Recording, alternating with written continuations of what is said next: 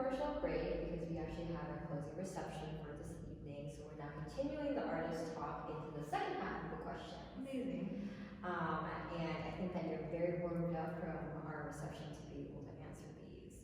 My next question for you is actually, what is your favorite personal piece of this entire collection here? This is hard. I mean, I'm pretty much very attached to every single one of them. But if I need to pick one piece to really like talk about and have it as the highlight of the show, I think it would be the 100 Butterfly. So I create the 100 Butterfly with a bunch of different colored paper, as you can see. That might be like the most colorful pieces out from the 40 pieces on the wall right now. The reason for that is because every single butterfly included in those two frames are actually scrap paper from other larger pieces. So I have some red paper, red with gold, green with gold, teal, and other more colorful washi paper included. So I'll say I spend the longest time to collect all the material, and it's one of the pieces that I actually work by parts. Because every time when I collect the scraps, and I'll make a few, and I'll put them aside, wait until I have more to work on. Yeah. So this is probably to really follow up and full circle the question about like how long these pieces take. Especially, I think again, this entire collection of work really shows just not only the skillmanship, the craftsmanship, but also just the amount of time to be able to make a piece, to have the scrap, to develop another body of work, and then for it to finally be finished due to the process and conception of the piece. So I'm very glad that this is one of your most favorite pieces of this current collection. I also wanted to highlight, because I also know Jessy's artwork a little bit more personally, is I think this piece is also one of the pieces, that really started a lot of thinking process for you in not only developing your personal work as a fine artist, but you developing how Datum J Design as like a pillar of not only community, but celebration of cultural exchange and appreciation. Yes. And I also wanted to piggyback off of it in the fact that the 100 Butterfly design is also one of your more commercial works as well, isn't it? And more editorial, right? Yes. So before I actually mount everything on the paper, I scan all the butterfly one by one, digitalize it, and actually create another collage with all the butterfly I cut into a, may I give it away? I think so. I make them into square scarf design. And right now, I'm just gonna give an update for you and everyone else that the process we're in right now is to sample the printing. I want to make sure I source the right manufacturer, the correct thickness of the scarf so that, you know, like it's multifunctional, and it's coming very soon. I don't know when yet, but it's coming. It's in the process. I'm very excited to share that with everyone because that might be one of the first piece I create that's not paper-based. Yes. Okay, good. And those who did come, some got the preview of the butterfly collection. So I think that I know you're probably going to expand more, and this is one of the pieces that you're expanding, not only into just like the concept itself, but for future paper cutting bodies of work, but also in different mediums that are also for sale and for wearing. Yeah, and I just want to add one point to it. Is also, I think one of the reasons why, or how the idea of, you know, utilizing the scrap paper is also because it is very difficult, very difficult to source the correct material for myself as an artist. That's why every time when I hold these paper, I think about the friends, think about the people that help me really put those paper in my hand. I just can't waste any single corner. I cannot waste anything. I want to make sure we get the most out from it. So that's why I was like, oh, perhaps I can make something smaller, something more fun, and that's how this collage happened. And I think aspects that I'll break it down is one, with like being able to now wear your paper cuttings, we also dove into, once you really started to experiment, save the pieces and just like have your own creative flow, actually using these paper cuttings in shoots that are wearable or like be able to put it onto fabric and onto the models themselves. Yes, because I think it is a very traditional craftsmanship that really require too much to get like passed down to people. So I mean, I think a lot of my creative friends are amazed by like how much time and how patient you must have to be to sit through this long process. And I think that's why not many people are able to practice this craftsmanship. Is not even because, oh, it's hard. It's actually not that hard. If you ask me, it's not that hard. If you can cut, you'll be fine. But it's the attention span, the patience, all the other things that require you to actually pull through to the very end to see the result and to be satisfied with it. I think that's what really stops people from wanting to invest in this skill set. 100%. Yeah. Because I love to do this. Yeah, and that's why I was like, hey, I just want to showcase it a little bit differently. So what if, we can apply paper cutting style of art into fashion, into home decor? How can it not only be paper cutting, but something else, something beyond paper?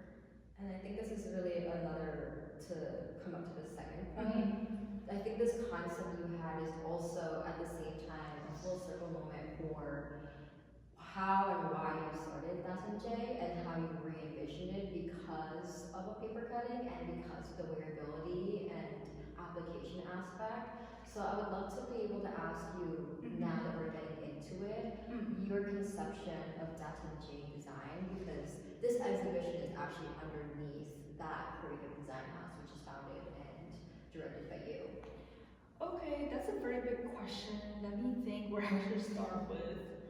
I think the vision I have for Datum J is going to be heavily focused on cultural expression and something that's inspired by each one of our heritage.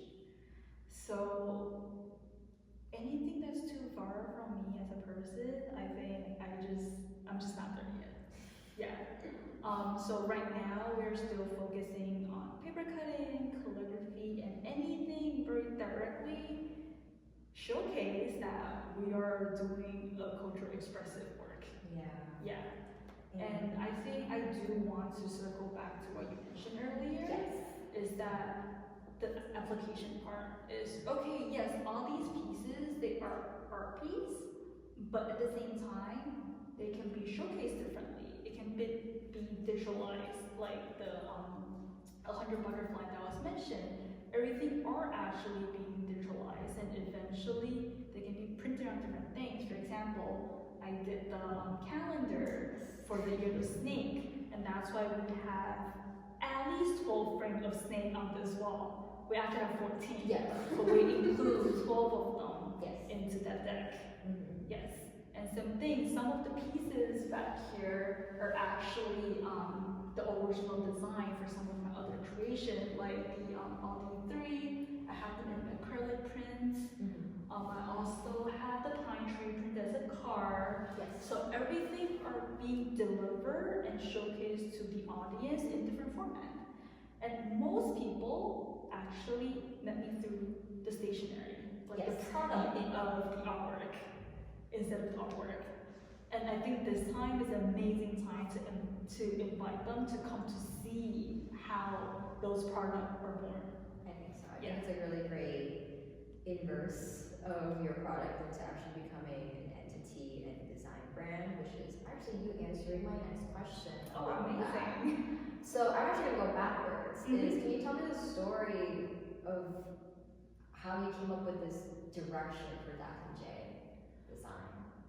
Okay, so to be very honest, it started with a very personal hobby of me creating to send to friends and family and clients to show my appreciation for the past year.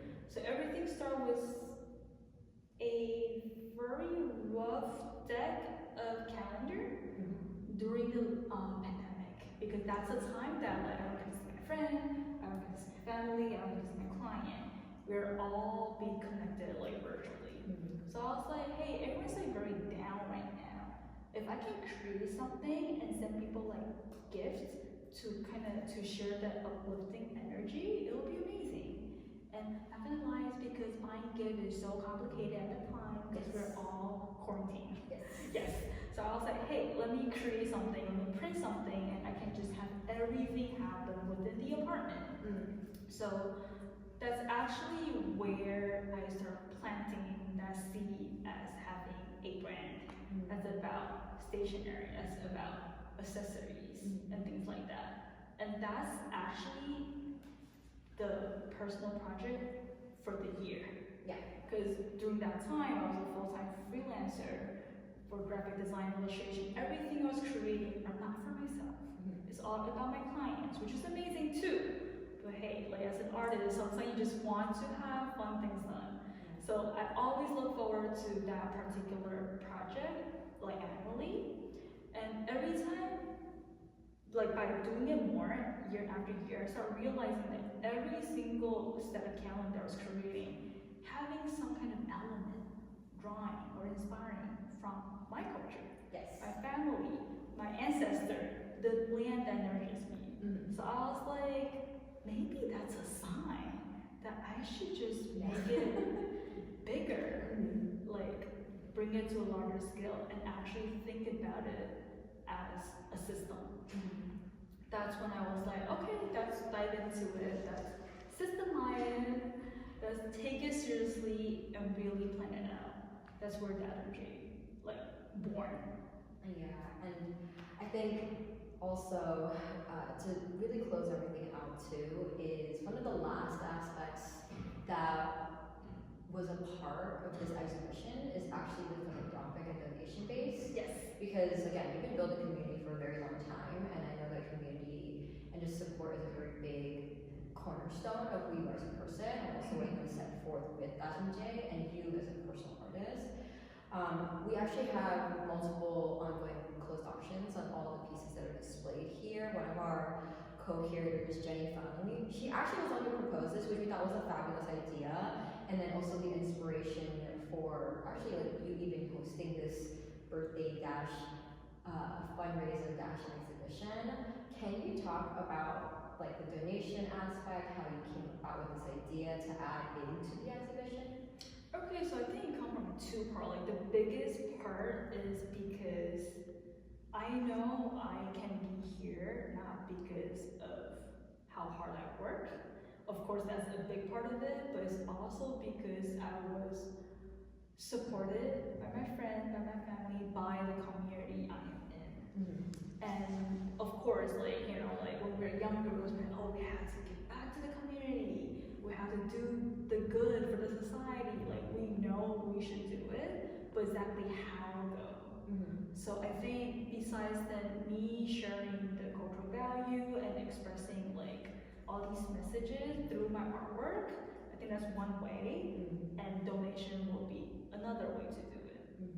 So again, like I was nurtured by the community, so I want to give back. That might be like the biggest reason. But for me to actually have a very solid idea of, oh, that's what exhibition is actually inspired by a musician friend, a Taiwanese musician friend who hosts her birthday party in also like an event space with her friend and do a fundraising for a art museum in Boston. Oh, that's lovely.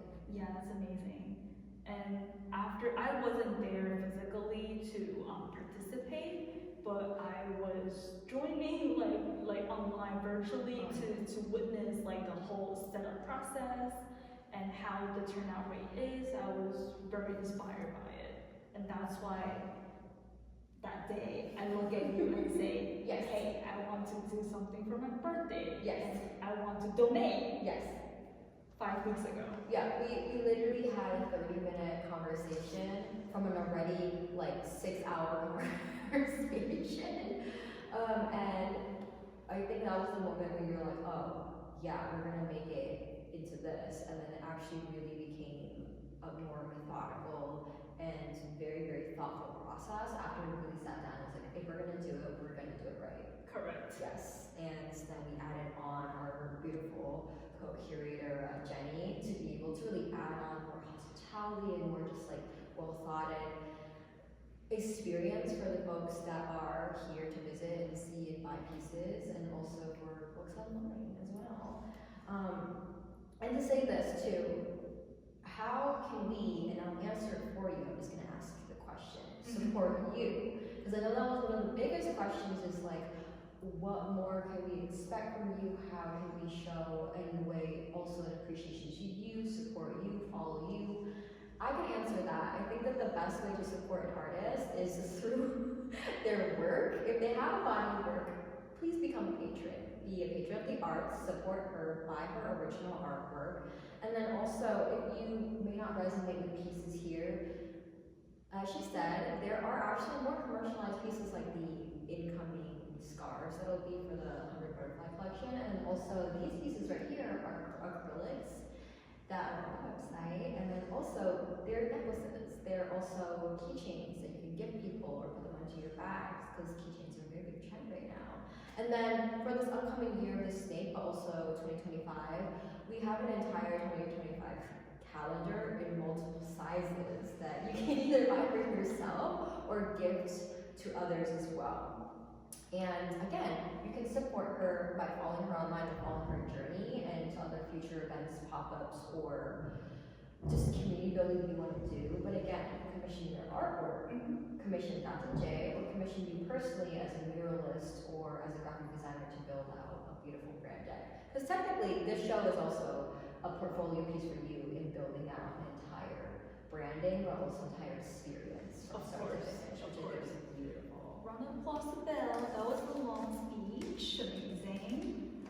Yes. But yes, and to close out everything, and we might do, because I've written down a couple popcorn Q&As as well to be able to have for those online that are interested and want to know the answers to, is what should we expect from you in this coming year?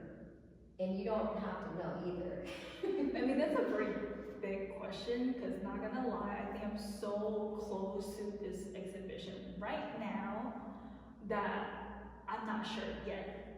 But we can definitely expect tons of physical, pop-up and interaction for the coming month. So the rest of January, the whole February. Yes. I'll be running around doing pop-ups in New York, and I might take 2 months break. Yes. I might take 2 months break to just settle down, to refresh, to really conclude what's next for me. Because AAPI is coming up right after in May. So I think that support now, give her a break to get re-inspired, and she also has other clients that she is having applications to, because she's a busy girl, and expect something Yes. in AAPI month. Yes. That's my next goal, is to share different pieces during May. Yeah. I also want to end, since it is more in the season of now, the fact that we did the show a little bit earlier than to be expected of Jessy's actual birthday, is because of the coming Lunar New Year, which is the year of the snake. Again, if you want to support her, a lot of merchandise, a lot of stationery from this current body of work and then existing previous collections of work, which is her tea postcards and her tea cards. I love how you remember Because everything. I'm a big fan. I give them a lot to folks, and I actually write out postcards to people and send them around the world. Amazing. So I think it's also a great way to gift it, just like you did to start off this brand.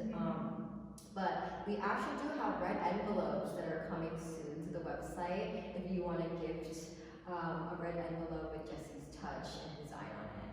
I know that are we allowed to give away the two, kind of what to expect of the two products coming out? Oh yeah, of course. Yes. Go ahead. No, you go ahead. So the red envelopes are coming.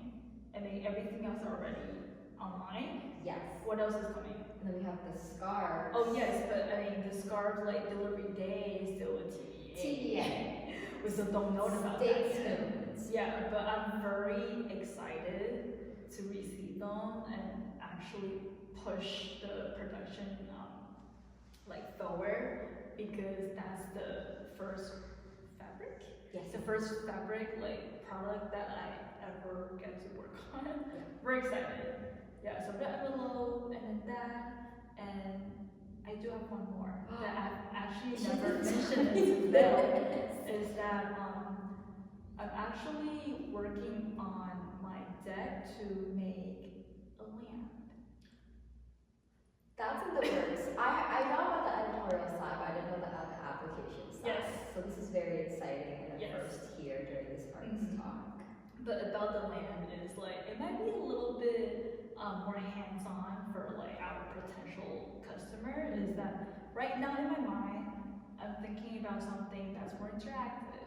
So what happened is it might be, if I can make it right, it might be a DIY lamp kit. All you IKEA girls that love those lamps, watch out. Or you want to give something to a friend that have your own touch to it, that might be like the way to go. But that's still working, so I'll hold that in. Thank you so much. Also, to close this off and afterwards, thank you to all those who supported. Many pieces in the show have already been purchased, and I wanted to really start this Q&A off with the actual blind auction that happened during the weekend of this exhibition. We had the blind auction, all the bids have been put in. We will be announcing the winners of each individual piece that was bidded to the highest winner. We'll reach out to you personally. But those that bidded on the same piece and didn't win, we're actually going to have you, if through inquiry and desire, recommission the pieces, right?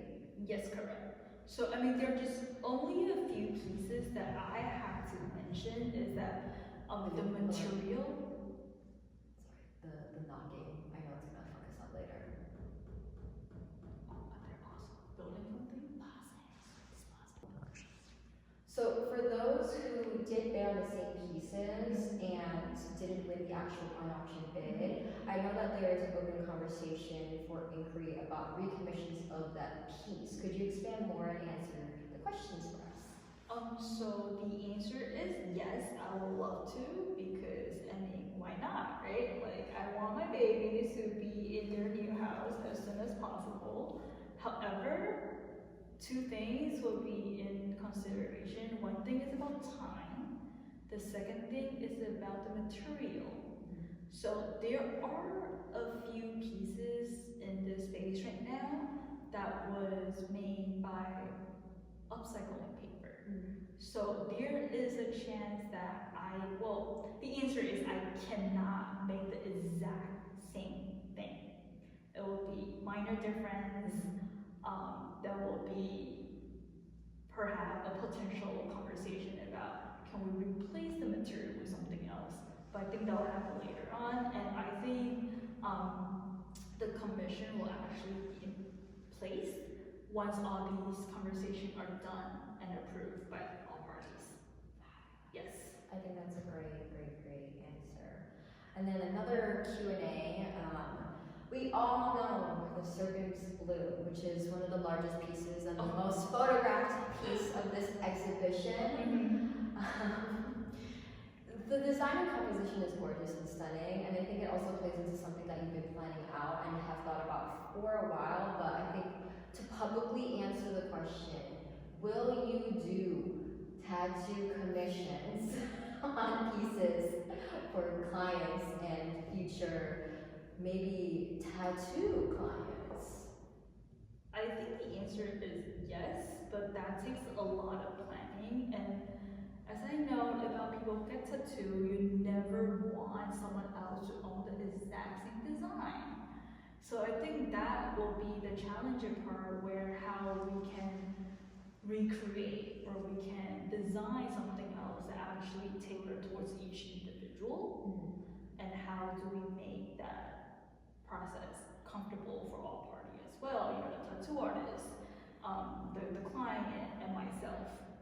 So I think it takes planning, but the answer is yes.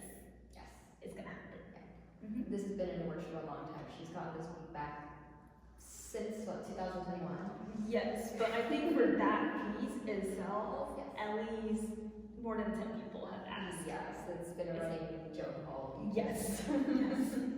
So yes, she'll do it. It is up for conversation and it has to be approved in not only writing but agreement from all parties involved in the tattoo. So I also have other questions from folks that have gathered throughout the night. Okay. A lot of people have been actually asking for stories behind all of, especially the year of the snake and the mythos. Amazing. And folks actually want to understand not only your rendition of these pieces, but also the actual stories themselves. It's not only cultural appreciation from your aspect and interpretation, but cultural education. Of course, that's amazing. I think that's like one of the, like part of the mission where I want to introduce all these stories to people, because don't worry about it, like for non-Asian people, they feel like, oh my god, like how come I didn't know about this? A lot of my Asian friends, they don't know either. So we're all in this together, and I'm more than willing to share a lot more with all of you through perhaps social media or through my website. Again, I had all the source documented. Yes. So the only thing I have to do is make sure I properly translate them. I have all the information write down in a way that's easy to understand. Yes. And then we will eventually have them online. Yes. Yes. Please expect that on the blog section of the website, which is datumjdesign.com. Also, more of the story pieces that are already in the calendar for 2025 in the year of the snake will be translated to social media, so you get more bite-sized and digestible information from social media. If you really want to deep dive, it'll be for future blog posts written by Jessy. To close off this artist talk, I'd love to really give the time for you to be able to have any closing statements, any words from you truly, so that we could just appreciate your first solo show, and also just starting your journey not only as a fine artist, but an exhibited artist who also curated her own and first solo show too. So I just think that really deserves some time from you to be able to speak more about it and then close out the show. Okay, thank you, Belle. So please expect this to be kind of long, because there are a lot of people I want to include in the coming up speech. Okay, so first of all, I really want to appreciate my team. Number one is Belle. Okay, she's a girl who went through this process with me from hatching this egg till now, where you guys see her. So she's amazing. We went through so many like sleepless nights. Yes. Was struggling with finding the space, finalizing out time, doing lots of research on when to do it, how to do it, how formal we want to make this exhibition into, and how we want to present ourselves. And again, I do want to highlight that this is Belle's first curated exhibition in New York. Am I correct? Yeah. I never planned to do this, but I was like, I didn't want to tell you. I saw it. So I had planned to really start my curatorial in New York City, because it is a very small city of New York-based curators, and I know many of you guys. So I really wanted to start my foot out right, and once you came to me with the idea, I was like, I think this is a beautiful way to debut here.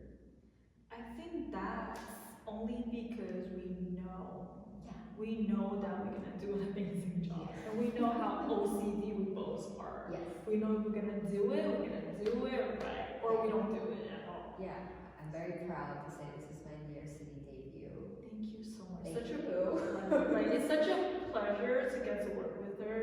Like, people are like, oh, we thought that like you were actually going to do more. We thought like your curator would write this for you. I'm like, hey, I'm part of the curator team as well. Yes. So I do that for myself, which I have no problem with. I'm very proud of everything we put in this space and everything we've done behind what people have seen. So the first thank you goes to you, and then the second part goes to Jenny, who is not here. She's very sick. I'm sorry, I just had to say it because people are like, oh, there are 3 people on the curator list. How come we only see 2 of you? I say because my baby girl Jenny got really sick, but she had been staying in very close touch with us through messages, through emails to make sure we are doing okay. Everyone's being taken care of. So, and she's so young too. I mean, I just have to mention that. She's amazing. She's also really the first person to push Jessy to have a solo show. I think she was one of your secondary catalysts. That is kind of true because it literally, the talk that me and Belle had about me wanting to do a solo show literally happened right after I participate Jenny's birthday party.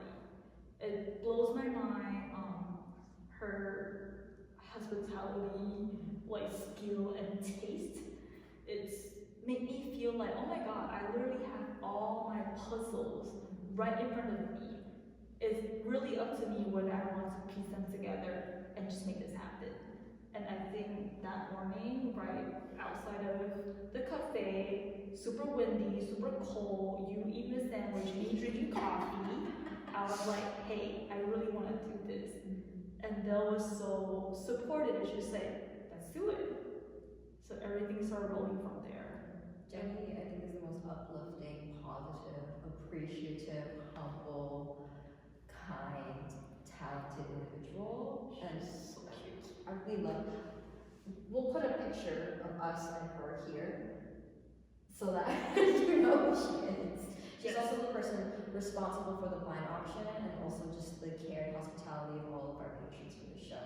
Yeah, we had an amazing teamwork. Like, I think everyone is so professional, so responsible, so trustworthy that I get to really focus on what I need to do as an artist for this 3 days event. So thank you goes to you guys. And then the second big part of thank you will go to, let me pick, I'm joking, to everyone who come to see the show. And all the people who actually participate during the setup. They are the behind, all the BTS people that kind of get overlooked from time to time. So to shout out to all my friends that was here Friday morning, Friday afternoon to help do the measurement, to rip off tapes, to hang up the frames, and to help clean up. So big shout out to you guys. You guys are like the best. I cannot ask for more from you guys. So thank you all. And person who's sitting behind the camera right now, I love you all. Like, I really do. Even though I was really strict that day, but love you all. And to people who actually came out during a very cold weekend to come see me, to come see Bill, and to come to see our babies. Yeah. It also snowed. It also snowed on Saturday, so I had an amazing experience for the past 3 days, and I just want to say that I got so much amazing feedbacks on how people enjoy the experience, enjoy the art, enjoy the people, enjoy the community that was formed here. I also get to do tiny art therapy sessions through my art with some of individuals, and I think I cannot ask for more. If I get to create a safe space for people to open up, I think as an artist, that's like the highest compliment I can ever get. So I'm very grateful, I'm very proud, and I'm very thankful. I think I'm very lucky. Yes, that's it. Anyways, for follow us. Datum J Design is also a Shopify website, so you can buy directly to the website. We also have a exhibition page that will be up after the show, so you can find all the information from the Red Paper Station there. Yes. To learn further about the year of the snake in 2025, we'll also have upcoming blog posts to really educate everybody on there and corresponding social media posts. And if you would like to come and support and meet Jessy in person, we will have a bunch of pop-ups and in-person events and community building things in 2025. Stay tuned on the Instagram stories. We'll